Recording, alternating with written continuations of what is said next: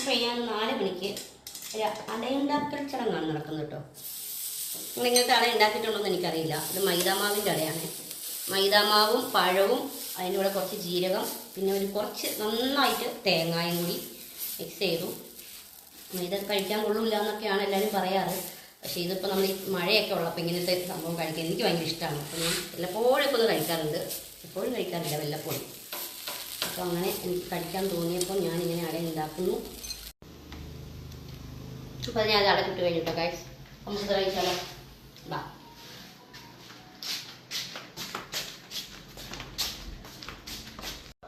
അപ്പോൾ എല്ലാവർക്കും ചിയേഴ്സ്. അപ്പോൾ ചായ കുടിക്കുക എല്ലാവരും.